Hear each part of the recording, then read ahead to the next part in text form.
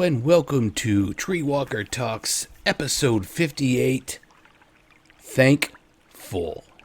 Now, I know I wasn't going to name any other ones, give them titles I said, but you know what? We're doing it. It's my podcast. I'll do what I want, right? I'm always right. Okay, maybe I'm not always right, but just pretend like I'm right on this one. Okay, so we will have a little bit of homestead happenings or what's going on in the homestead right now. Not a whole lot. Lots of work going on. And things have slowed down a little bit. But my one day off this week was today. This is Sunday, November 19th, 2023. It is 10:40 p.m. But I did get quite a bit of things done today. The little butthead silkies had stood on and broke their automatic water. One of the heads, they snapped it right off. So I went in and I actually had to jam a screwdriver in there to spin it back out because it was broke that good. Did get it set up, got it moved up a little bit, a little perch for them to stand on, and kind of something to guard underneath. Hopefully that'll fix it. Not too much longer that we're going to be able to use it this year, but it will get through my trip that is happening a week from today. So they got their water fixed. They didn't really care. We had 5 silky hatchlings we were going to sell, but evidently nobody, including myself, even really tried to sell them. We were going to, I actually asked the girls to ask their FFA teacher if anybody was interested in them, but I don't think they did, and I didn't really post them or anything, so they're out with the flock. I think they're pretty much feathered out, so they should be okay in the cold. Plus, there's plenty of friends to gather with. Even if the 5 of them huddle together, they should be fine. I did take the old, if you remember, there's a blue tub automatic water. I did take that and put it into the duckling and chicks enclosure, trying to make it so that the young one, the youngest daughter, can have less to do while I'm gone on vacation. Let me take a drink. Health-wise, doing pretty good. A little bit of sciences, but that's to be expected. Harvested the carrots and got like almost 30 carrots. I just pulled one up to show my brother, and it was actually a pretty good sized carrot. So probably a third of the area I planted out there actually had carrots that grew up in them. And we're supposed to get some hard freezes, so I just wanted to bring them in just in case. And they are actually in the canner right now, and it's got like 1 minute left, so you'll probably hear it beep when it comes down. Electric canner, of course. Right there it is.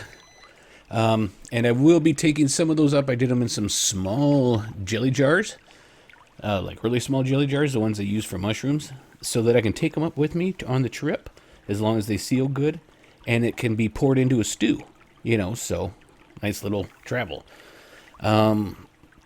Let's see, what else is going on out there? Got that fixed. That we had the chickens were escaping, the chicks. And I figured out how there was a little gap in the door. I fixed that. But it is kind of nice that they know you. They're friendly. They would be out kind of walking around. And I just go out and say, hey, come here. And they come right up to you. So that's great, Feeling a draw to get the heck out of Dodge here. As I was working outside, I didn't have my earphone or earbuds in today because I've been able to listen to more stuff at work. So I was just listening. And the amount of traffic and cars going by was just crazy. You'd think this was a highway out in front of my house. So that's a little bit, but let's not dwell on that. Let's jump in. This may not be a very long one. I always say that, and it tends to drag on a little bit. But let's talk about the elephant in the room. This week is Thanksgiving. What is Thanksgiving Day? Well, Thanksgiving Day, at least to me and a lot of other people, I really think it's gone beyond just, what we were told in school when I was young, that, well, it was when the Indians at Plymouth Rock, they came and gave us food and blah, blah, blah. Not that I'm playing that down, but it may not quite happen that way. But the way I look at it is the same way as the United States and Canada celebrate it. It's an annual holiday that celebrating the harvest and other blessings of the past year. That's the way I like to look at it. I'm not putting it down if you're diehard and think it's, to do unity and that sort. Well, then be thankful for that. But for me, I just thought we'd go over a little bit of things I'm thankful for. And hopefully you're thankful for some of your stuff at your house or at your homestead or wherever you're at. First thing, thankful for my healthy farm animals. You know, I've got a lot of animals out there and I don't get a lot of sicknesses. At least, knock on wood, I haven't got any sickness that I haven't been able to treat myself. You know, some animals have died, don't get me wrong. But, I had the one sick rabbit, and I've fed it plantain and comfrey, and it snapped back out of it. You know, so I'm thankful for healthy animals. I'm thankful for the knowledge of some things to give animals that have, natural antibiotics or that sort, like our pumpkins. The pumpkins we had for decoration and that, they're feeding the chickens now. And the chickens eat that, and the pumpkin seeds actually scrape their intestines and get rid of parasites and worms. So, it's great to have the knowledge. I'm thankful for the knowledge.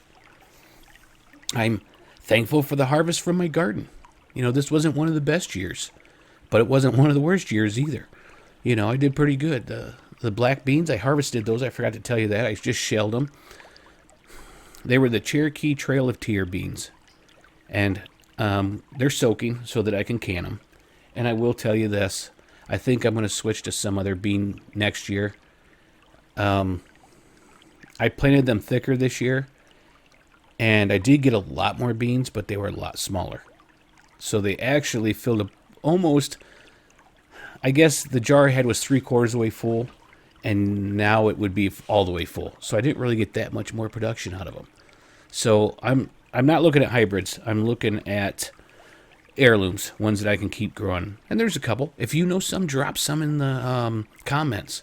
I'm not against bush beans, but the vining beans kind of give me a lot of bang for my buck for height-wise, space-wise. But if you know of one I should try for a hard bean that I can for the youngest likes black beans in her tacos and stuff and that. Or, that. Or bean soup, if you've got one that you like for bean soup. Let me know. Drop it down below. I'm thankful for the curiosity that drives me. A lot of things that I do because I want to know how to do it. I'm curious at how that works, what it does, and, that's polymath, I think is what they call it. I want to learn everything. And then I get bored once I've learned some things, so I move on. But you retain that knowledge. Or use that knowledge to better for the next curiosity. I'm thankful for dreams that keep me going.